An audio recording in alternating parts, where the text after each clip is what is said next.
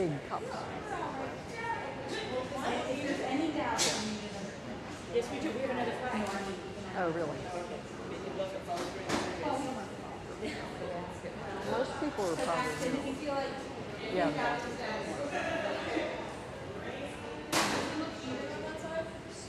oh, it does. Yes. I was supposed to check.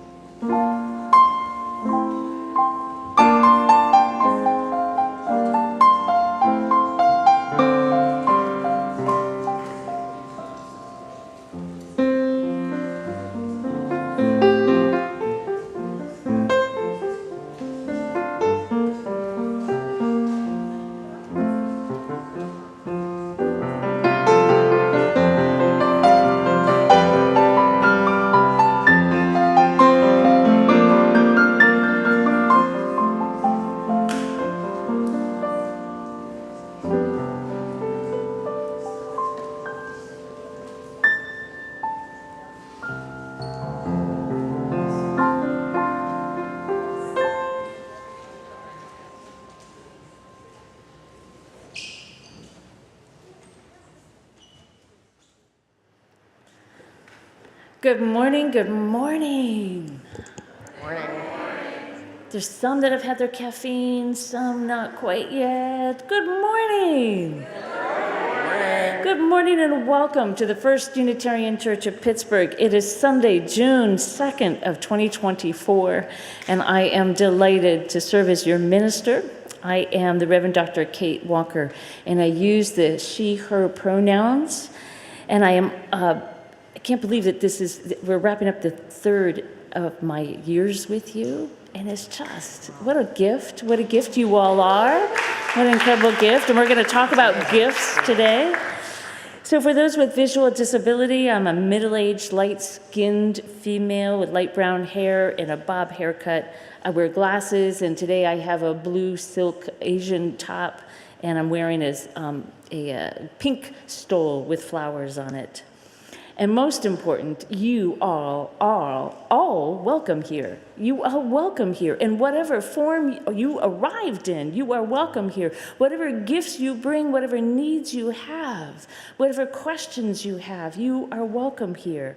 We are one people with many beliefs, sexualities, and genders. We're a multi-faith religious community. We're welcoming, and diversity is celebrated, questions are expected, and sometimes they're even answered. We're growing, we're learning, and we're loved together. And this month, we have a lot to celebrate. We've got Pride.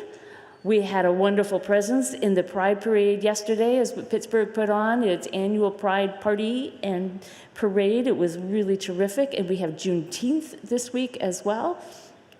Coming up for the whole month. And then also today, it's Flower Communion.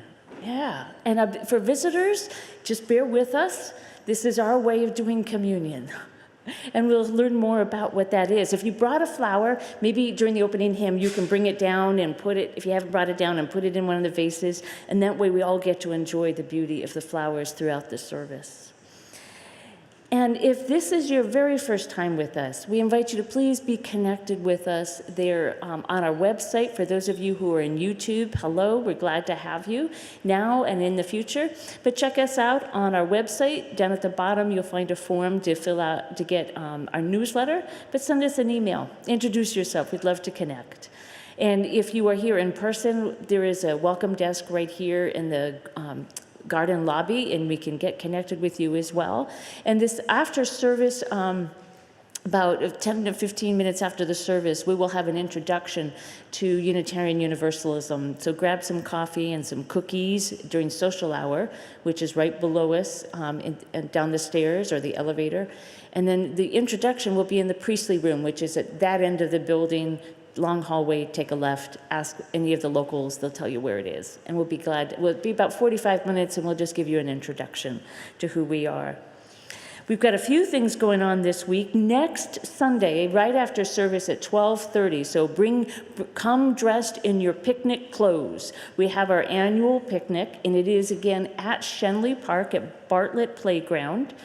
And we're trying to keep it simple. Bring a dish to share. Bring your utensils and your plate, your picnic basket. Bring your own chairs. Bring your own laughter. If you have some games, bring your own children. Bring your own dogs. There's a playground. It'll be wonderful. There is a grill, and I am going to provide the what I call the dogs and the cats, and that is the hot dogs and the burgers. And veggie will be available as well as one of your resident veggies and condiments. But I do need a griller. I don't grill. So if there is a human who is willing to take care of the burgers and the dogs, the cats and dogs, that would be great. Appreciate it very much. 12:30 at Shenley at Bartlett Playground. Also, how many of you you love to sing, but you can't quite make the commitment of like our regular choir or maybe the Bach choir? There is an opportunity that for this month, June 4th, June 11th, and June 18th, they're all Tuesdays from 7 to 10 p.m., they're inviting people of all experiences to come and sing with the Bach choir and just have some fun. All different levels, no training, you don't have to read music. It's at Rodef Shalom. And we have several of our own members who are in the Bach choir, so friendly faces will be there to welcome you. But I highly recommend it. It's $15 a session, or for all three, it's $40, and scholarships are available. Again, it's at Tuesdays at 7 at Rodef Shalom. So I have a gratitude today and a call, a request. The gratitude is for our tech wizards. Hello, tech wizards.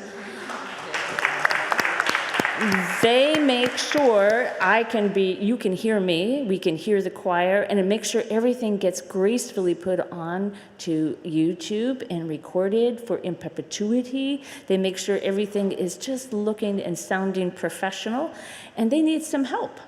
So if you have any desire, they make it look easy. But I'm sure just with a few easy sessions, you can help them. But I know we have a small core team. They've been working so dedicated, but they would love to have some help. And even if it's just, a few times a year, that would really be a benefit. So if you're interested, please go to the back of the room and tell them you would like to be a wizard.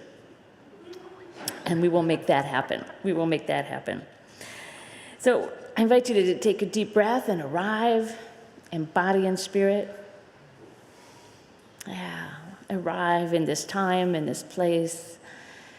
This is our community, our sanctuary, our place of religious freedom, where we come to learn, to grow, to connect, to be challenged, and to be soothed when our hearts are broken. We come to be inspired, to find beauty. As we turn to our chalice lighting, the symbol of our faith as Unitarian Universalists, a bright flame within two circles of Unitarian and Universalists. This is the symbol that reminds us that within our hearts there is a passion for justice. This is the symbol that within our minds there is a light into truth, always to be sought. And those two circles are like arms hugging the world and one another. And today, let us focus on the seeking of truth and beauty and awe and justice. Welcome, welcome to you all.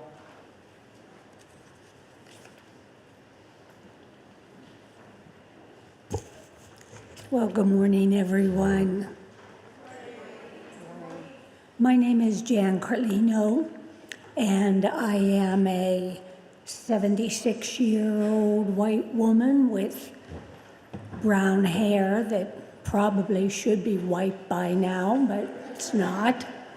I'm wearing a black and white jacket, and I would just want to welcome everyone sitting in the congregation this morning, as well as our congregation members who are watching us online.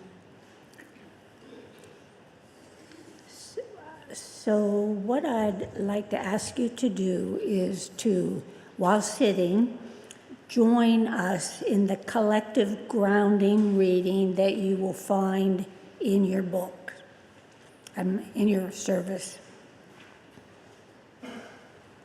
We name our collective recommitment to care for the earth, knowing the ground we live upon is sacred. We pledge to bring new life to the earth, new life to the air, new life to the waters, new life to each other, for all life is sacred.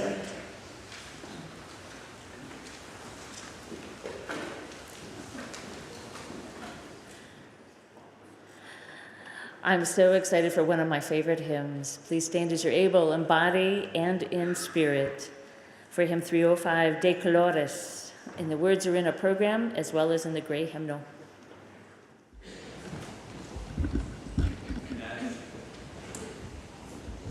And as the choir is coming up, we are going to actually hear from a little duet from the choir to sing the Spanish words first, and they'll cue you to come in with the English verses that are printed in your word service or in the hymn.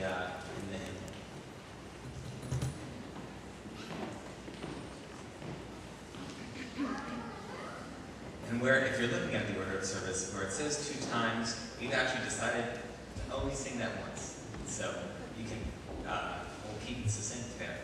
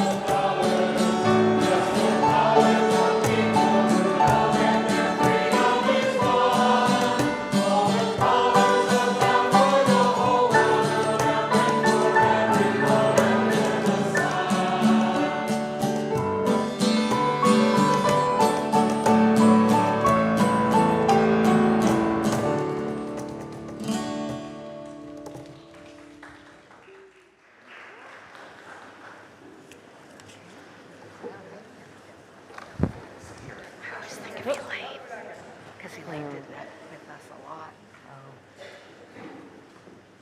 And all our scarves. Because we used to. Right. I have such gratitude today. I have such gratitude. One of which is for Lee. Yeah?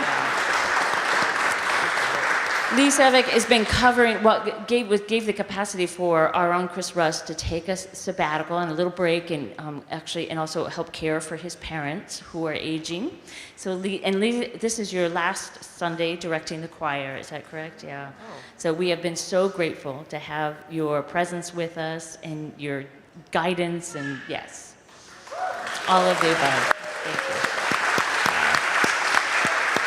And I also wanted to say, we have a couple people from the music that didn't get, Liam and Heather, thank you very, very much for your help this morning, providing acoustics, yep, the drums and guitar, and just all around fabulous support for Ellen, very much.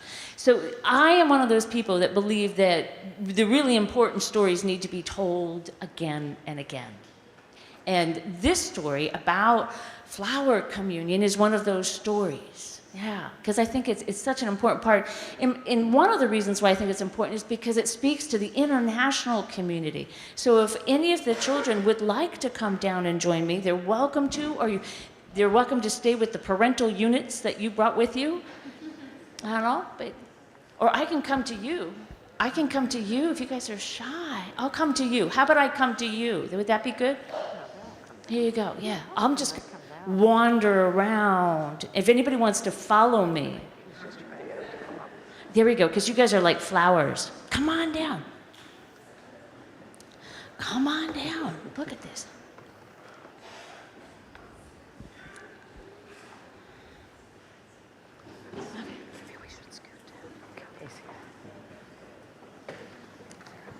And bring the flowers too. If you got flowers, yeah, bring them down. Wonderful. You can even put them in a vase somewhere or in the basket. We got a basket? Yeah.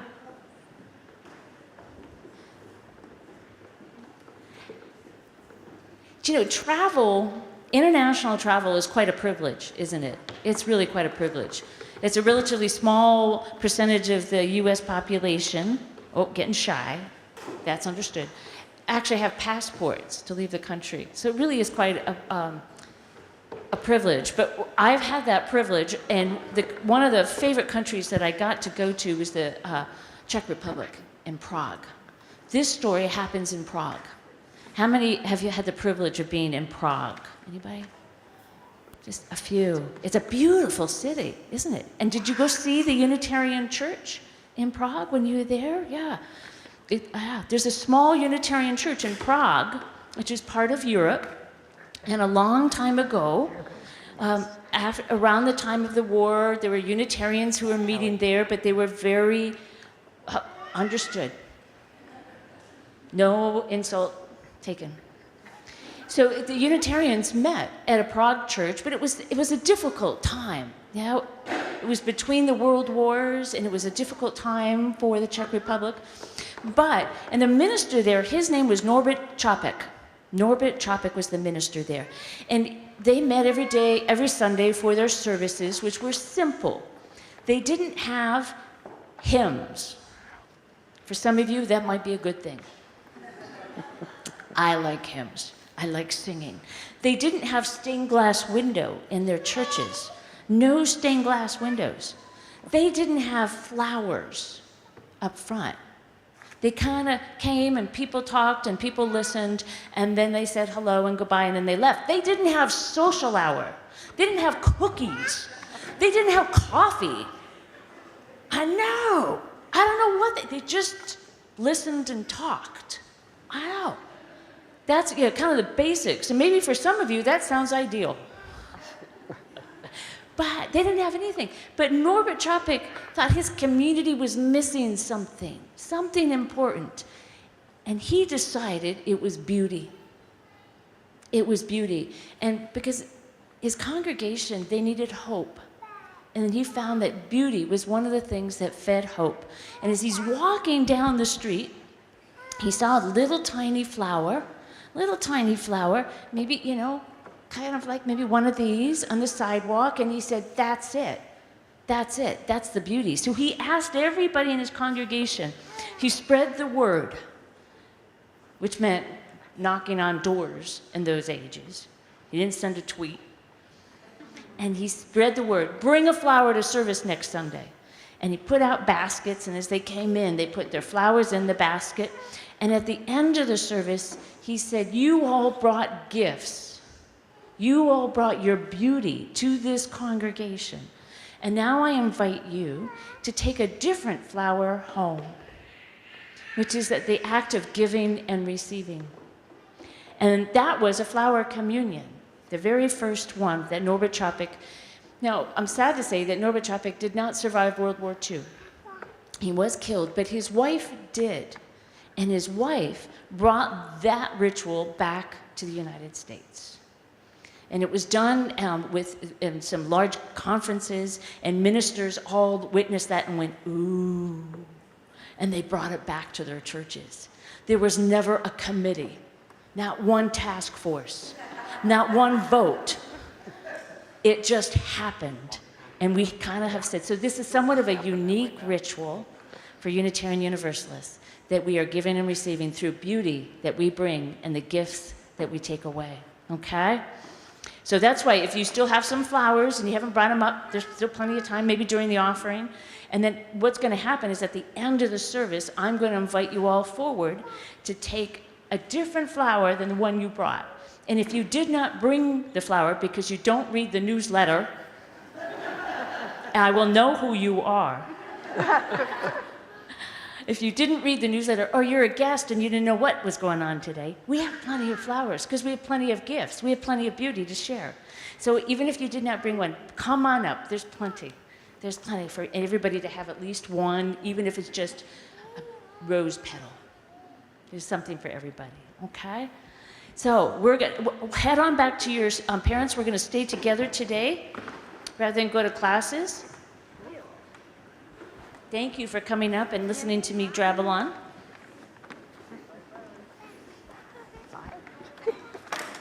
Cute, that's my stuff.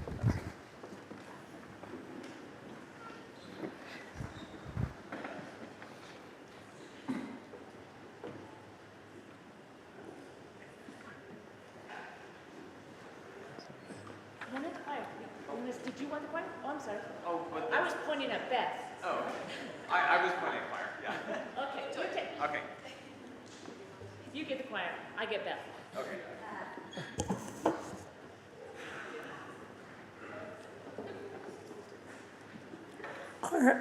Our Share the Plate recipient for the month of June is Ceasefire PA.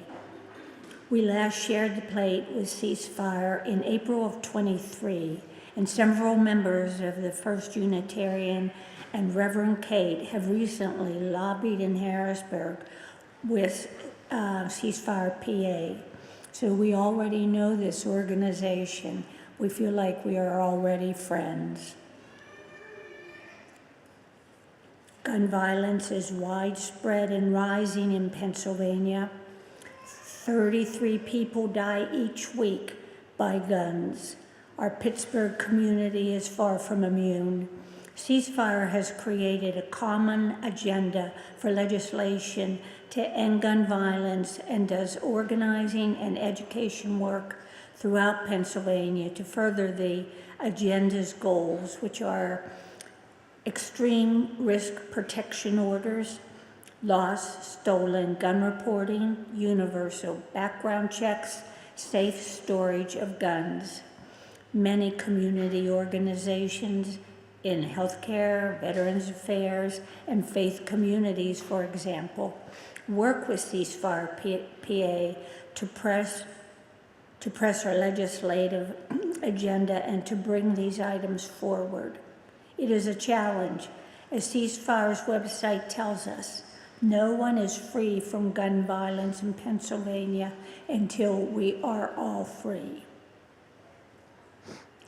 We join today with the Ceasefire organization and would like to introduce its coordinator, Beth Foringer.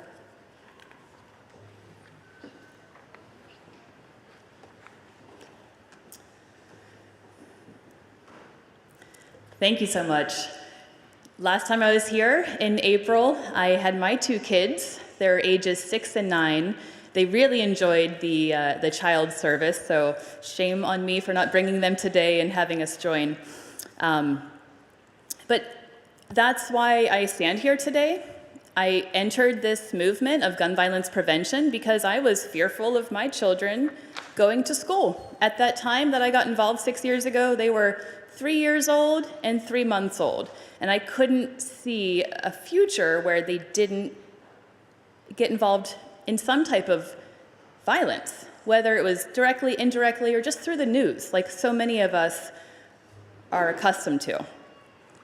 Since that time, I have become so educated in the constant barrage of trauma, of violence that permeates every single one of our communities. And I'm just really thankful, grateful to be once again invited here and to just share what the funding goes towards to support the organization.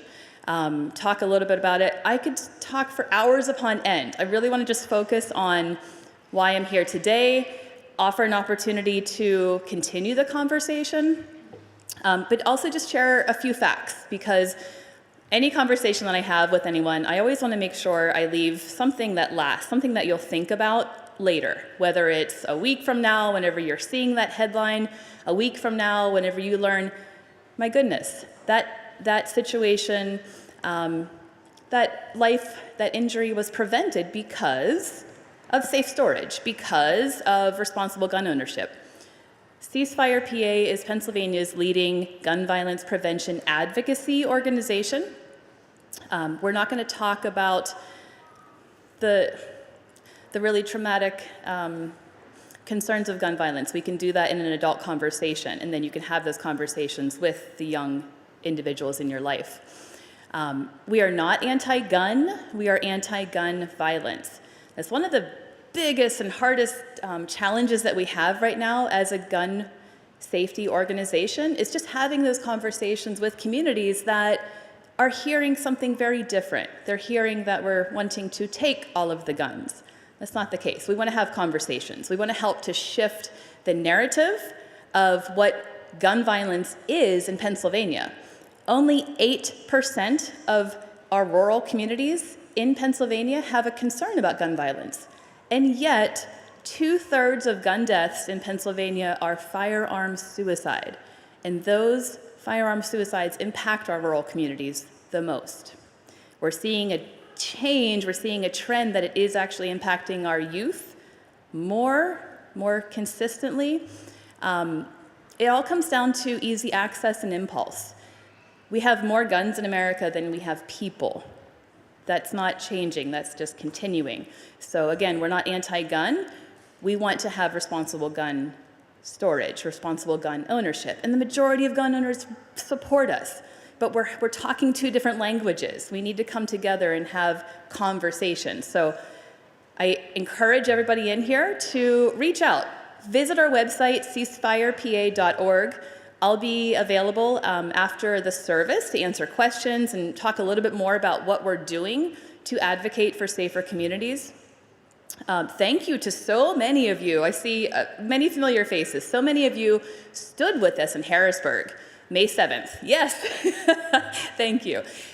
There were over 600. We actually counted close to 700 gun safety advocates throughout the Commonwealth. And we stood together that day in support of safer communities, in support of having conversations with both parties.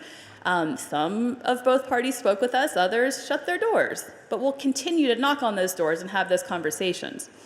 That day that we had nearly 700 people standing with us, our House of Representatives voted against two gun safety bills. So being in the city here, many of us have elected officials that are already so supportive of gun safety, so supportive. But we all have friends and family in other areas where they're not having these conversations because they don't have to, because they're not talking about the dangers of firearm suicide, the dangers of access and impulse. So I'm charging everybody with the call to action to become more learned, to become more confident and brave to have these hard conversations. Just share that one statistic. 2/3 of gun deaths in Pennsylvania are firearm suicide. The other statistic I wanted to leave with you, sadly, about 2 years ago, firearms are the leading cause of death for young adults, for children up to 18 years old. That's horrendous. We live in an incredible country, and yet it's the access and the impulse and the unresponsible storage that has us leading the statistic of #1 cause of death in children. We can change that. We have the answers. So some of the events that we have coming up, I encourage you to join with us. I encourage you to just seek what opportunities there are to support your local community, to support surrounding communities. I was driving in this morning and I heard that there was an incident in Penn Hills just last night. And this was a national publication radio program, and they called out Ohio and Pennsylvania. And then I heard Pittsburgh, and then I heard Penn Hills. It's in our backyard. We need to become more familiar, better able to have those conversations and to learn what we can do. So we have Wear Orange coming up. Wear Orange is National Gun Violence Awareness Day. We celebrate National Gun Violence Awareness Day all through June. Wear Orange is very specific. It's to honor survivors. It's to support community. And this year's event is on June 8th in Braddock at the Braddock Civic Plaza on June 8th. On June 7th, just the day before, I encourage everybody here, I'll share information. I invite you to stand with us to hold Representative Valerie Gatos in Moon Township, Sewickley Township, accountable for her no vote. If the individuals are not supporting our gun safety legislation, then we're not going to support their reelection. And we need to talk about this with our friends and peers. I'll leave you with not just bad news. We've had incredible success over the past decade. Ceasefire PA has been around for 22 years. Just here in Pennsylvania, we actually have our Office of Gun Violence Protection with Lieutenant Governor Austin Davis and Josh Shapiro starting that. There's funding. They're advocating for $105 million in funding for violence prevention. All of this is possible because of the continued calls to action by our constituents and letting our legislators know we need this. That money goes directly into the communities and supports those that are on the ground doing the work. It's the 1% of the community that's involved in the violence. If we can involve them in the prevention, we're miles ahead, and thousands of lives are saved. So thank you for everything, Reverend Walker. Thank you for all of your congregation and the opportunity to share. There's so much more. I really encourage you to reach out, go to our website. My name's Beth. I'm right here in Pittsburgh in Station Square. Come visit us. But thank you for the opportunity very much.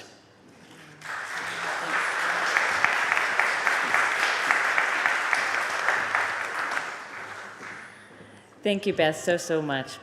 So all of your gifts today will be shared 50-50 with either Ceasefire or with the operating expenses of this church unless you designate otherwise. It's 50-50 unless you otherwise designate. We invite your generosity. You can bring a check to me directly. I'll accept it cash, that's fine. Or you can put it in the basket when it comes by. And of course, you can do it online through text or on our website. And please give generously. I invite the ushers to please come forward to receive the offering.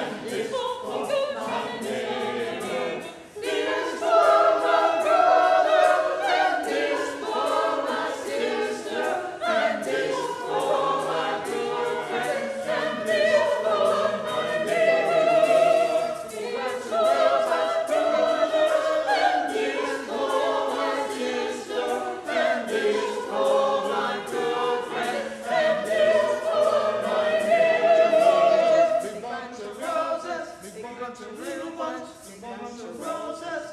Big bunch of little bunch, big bunch of roses. Big bunch of little bunch, big bunch of roses.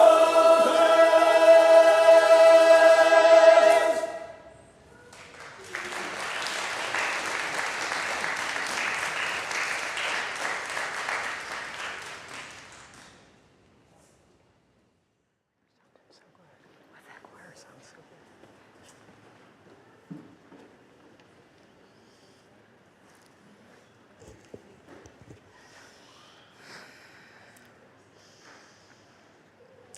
Each and every day, our hearts mess with us, don't they? We find ourselves falling in love. We find ourselves gasping with joy. And then the very next moment, we read something crushing. And this is the journey of life. I invite you throughout your day to share with one another all those little joys and the big joys and the sorrows and the concerns. Each one of you carries them in your hearts, even as they're breaking and healing throughout the day. I invite you into a time of personal prayer, of meditation, and of silence.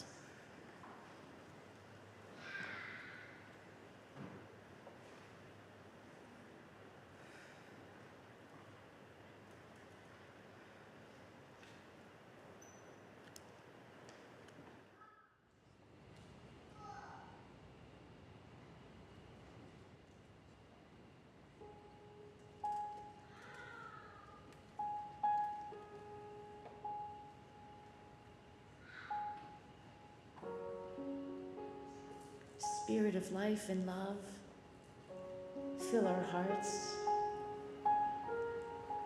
Spirit of the holy, that which we call out in the darkest of nights. Spirit of God, the one who has been with us throughout the ages of time. Heal our brokenness, ease our fear. Let us breathe through those moments when we're not sure of what's next. Let us breathe into trust. Let us breathe into beauty, into the holiness, the sacredness of life. Let love expand our hearts. Even as our hearts break for all the Palestinians in Gaza, for all our Jewish siblings who find themselves in a never-ending war, even as the Ukrainians continue to defend their land, even as important countries like India and Mexico elect new leaders. Let us breathe into trust. Let our imaginations and our commitment to peace be our guide. Let us remember, we do not journey alone. We are with one another. We are with one another, each and always. May it be so. Blessed be, and amen.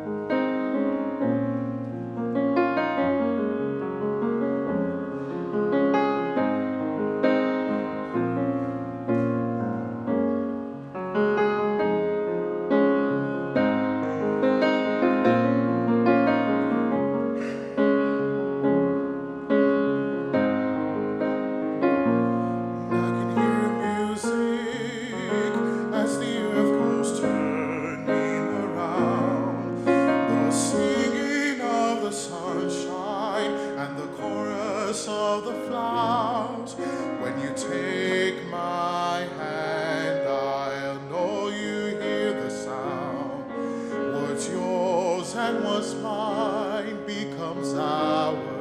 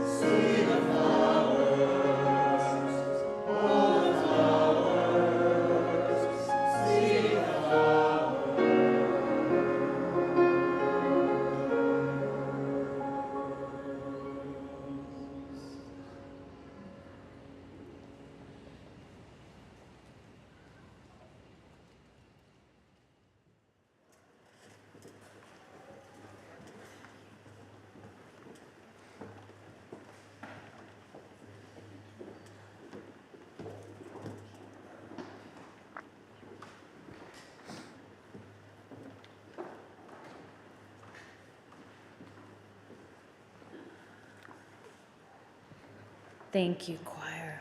Beautiful, beautiful piece. Flowers, flowers, jasmine, lilac, hyacinth, more lilacs, gardenia, lavender, sweet psyllium, honeysuckle. Have you guys been smelling this? And out in our neighbors' yards and on the bike paths, that's where I'm getting it. I'm flying down and then I get assaulted by honeysuckle. And the jasmine, they are so pervasive and their generosity knows no bounds. I absolutely love it. And so many of them are pollinators.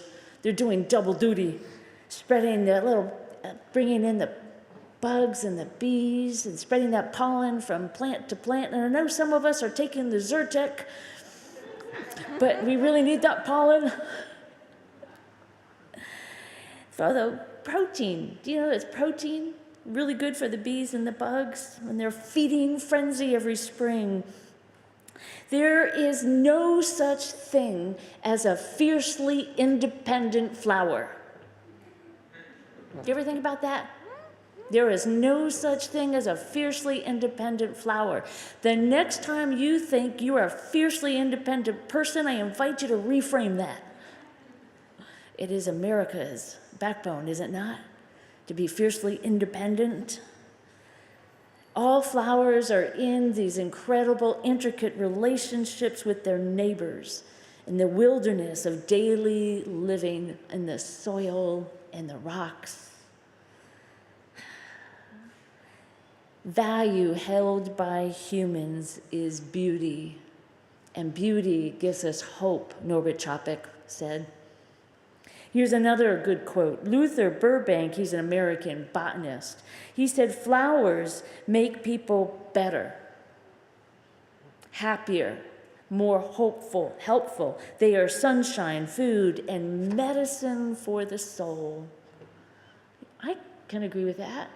Medicine for the soul. When humans engage in that same model of the giving and receiving,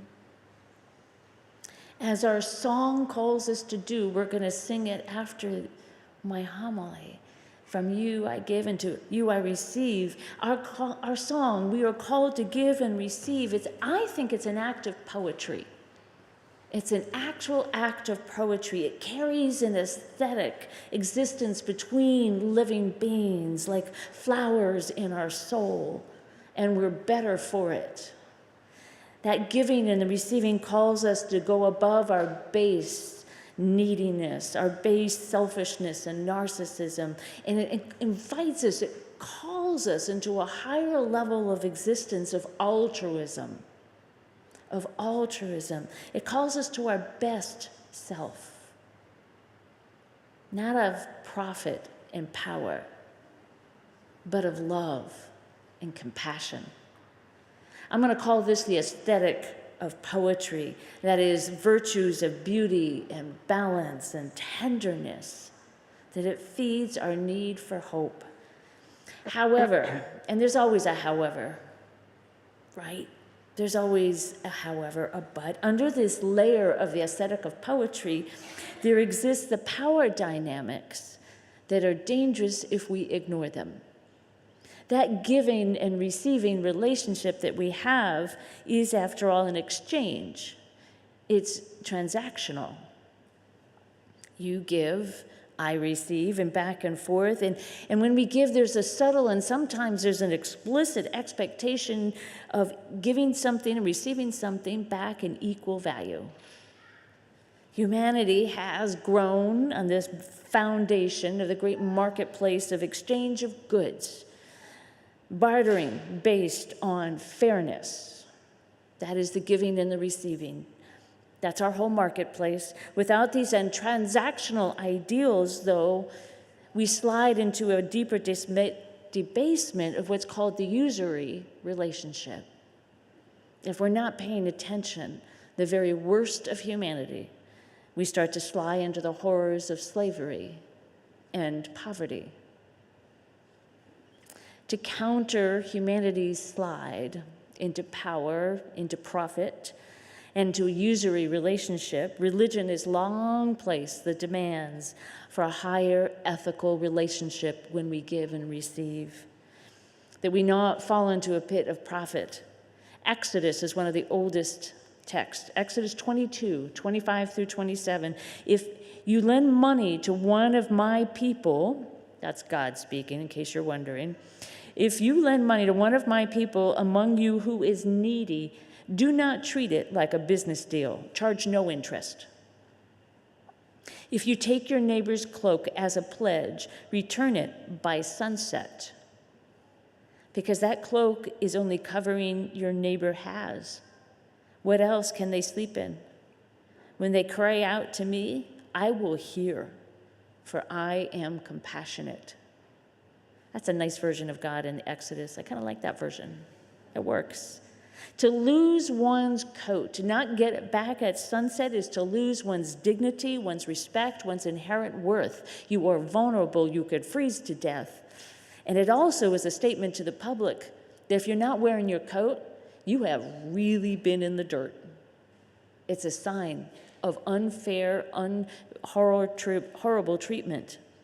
This is text from Exodus as a call out of shame for those who are taking advantage of other people. It provides a counterbalance to our worst tendencies to get something more for less.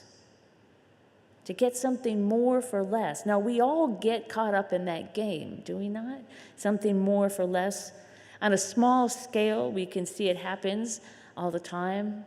But on a large scale, the marketplace, it's a good deal. Big sale. After Thanksgiving Day at the melee at the mall. getting something on sale. That is getting something more for less. And according to Exodus, we're in dangerous territory.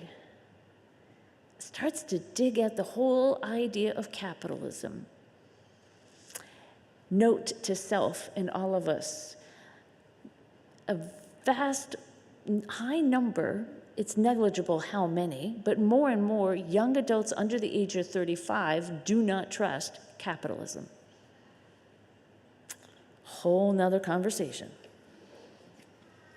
But what do we do in this marketplace of goods and services, these two opposing forces, right? One is driving prices for profit, driving it up, and one is bringing the cost down for cost, consumer. And here we are caught in the middle trying to just be kind to one another.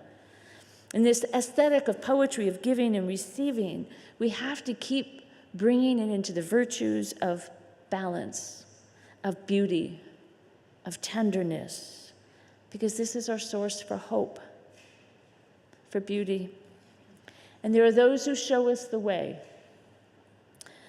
When I first moved here, and Mark, my beloved husband, started to show things to me, one of the things he pointed out was the Roberto Clemente Bridge.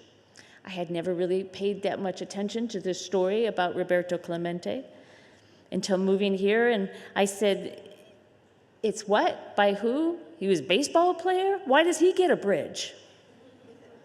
I know this is a sports town, but really? Why? And then I learned the story of Roberto Clemente, and I thought, this is better than Santa Claus. This is better than the Easter Bunny. Everybody needs to know the Roberto Clemente story. So for those who don't know, maybe you're visiting, so he played right field. If I get it wrong, just tell me I'm wrong. He was, for the Pirates, right fielder, born and raised in Puerto Rico. And he brought in for right field for the Pittsburgh Pirates. And he was like an amazing athlete from a young age, captured from a young age, helped the team go to the World Series multiple times, National League batting champion, MVP multiple times. He had a long line of Golden Glove Award nominations. He was looked up to and admired for being a remarkable, remarkable athlete. But he was also noted for his kindness, even on a small scale. There is a story I found from John Bowl. John Bowl started selling beer at the Three Rivers Stadium right at the beginning in 1970 when it opened up. And he was just enamored with Clemente. And he said one day after the end of the game, Clemente was at a table signing autographs. And John was just getting some more beer when Clemente finished with the autographs and stood up, and John just kind of looked over and in Spanish said, "How are you doing?" And Roberto, even though he must have been exhausted, stopped and paused, and there he was in his Pirates whites, talking to a guy who sold beer like he was a friend. And immediately Clemente started asking, "How are you? How's your wife? How's your life?" And it was just an extraordinary act of human to human. There is no class issues between them, no age issues, no issues of culture or race. It was one to another. And we also know that Clemente, on a big scale, right? He used to hand out cash to homeless people down in the Hill District. He used to give 50-cent pieces to kids in Puerto Rico whenever he went home. And he was very reluctant to accept large gifts from groups who wanted to honor him, saying, no, that money is better spent. He was offered a Cadillac. And he said, "Don't you want to sell that and give it to the people on the streets?"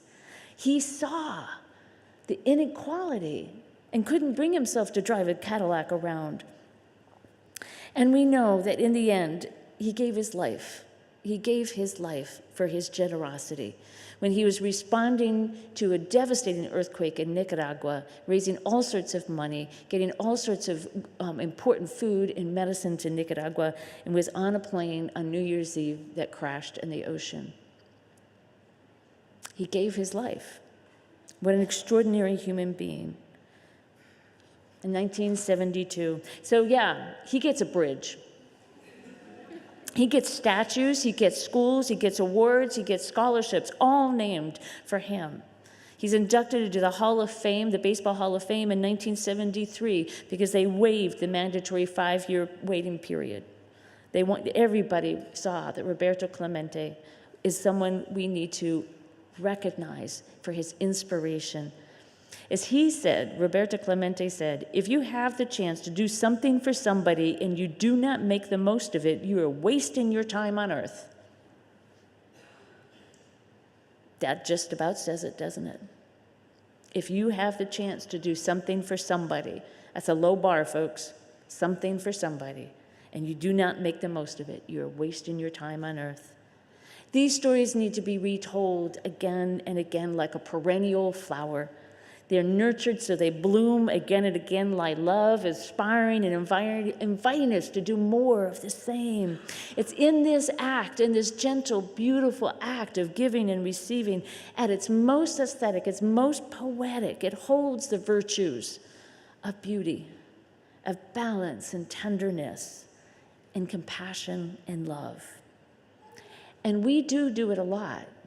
I want to say, right here in this room, has anybody ever served as a volunteer giving in this room? Just raise your hand. I want to see everybody's hand up. I know you all have at some point given your time at some point to somebody as a volunteer in this church or maybe someplace else. Yeah. This is a room full of generous people. And did you get something in return? Were you expecting something in return? Probably not. Were you expecting praise or glory? A bridge? We do something because it's deeply gratifying to give. It is not a transactional expectation, a fair exchange. And we want to do it because that is how we dispel our fear and renew our hope. It makes us better people. John Lennon gets the last quote. John Lennon, love is the flower. You've got to let it grow. Love is the flower. You've got to let it grow. My beloved, give freely. Give freely as you give and as you receive. And in this stunning cycle of energy that is going and coming and going, we become co-creators with the universe, creators of beauty and balance and tenderness and love and compassion, and all of that feeds our hope. So for today, your charge is to go forth and be a source of hope. Amen. Blessed be. May it be so. I'm going to invite Karen and Mary Pat, while I review one more time the instructions for the flower communion. We're going to do some body movement to help get us in the mood. So I remind you, with all these beautiful flowers up here, one of them is calling to you, not the one you brought, but one of them is calling you to go home. Again, if you did not bring a flower, that's fine. We have plenty. Please come down and receive a flower. And first, we're going to get into the mood with Mary Pat and Karen. Thank you very much, and the choir.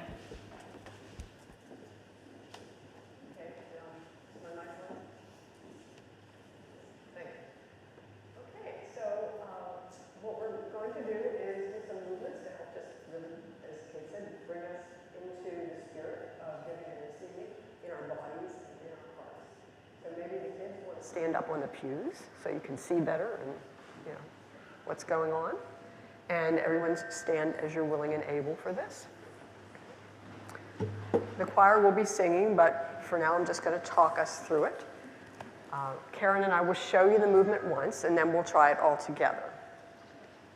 So, begins with, from you I receive, to you I give. Together we share, and from this we live. Bring it all down to earth through us, through our bodies.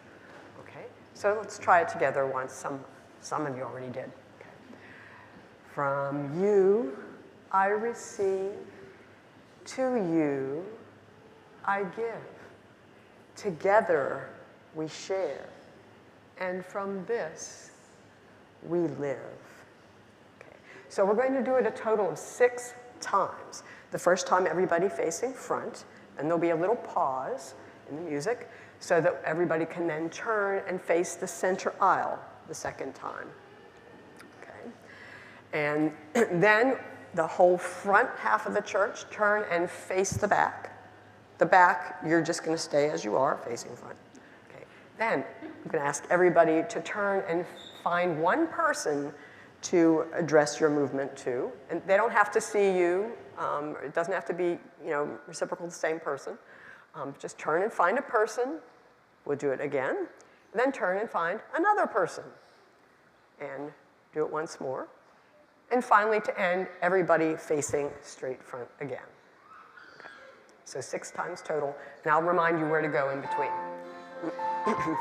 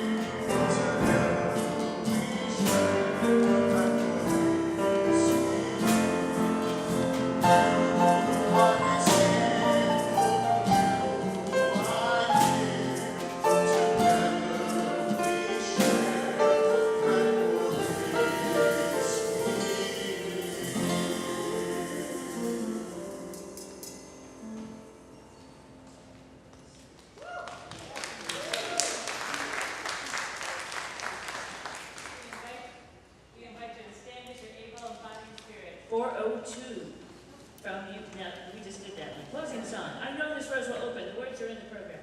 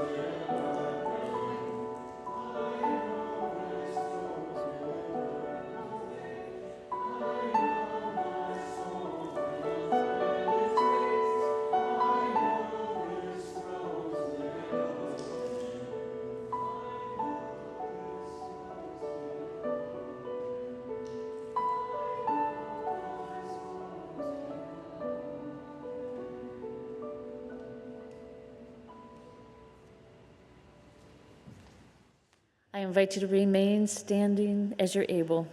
For we extinguish our chalice, the words are in our hearts as well as the program. We extinguish this flame, but not the light of truth.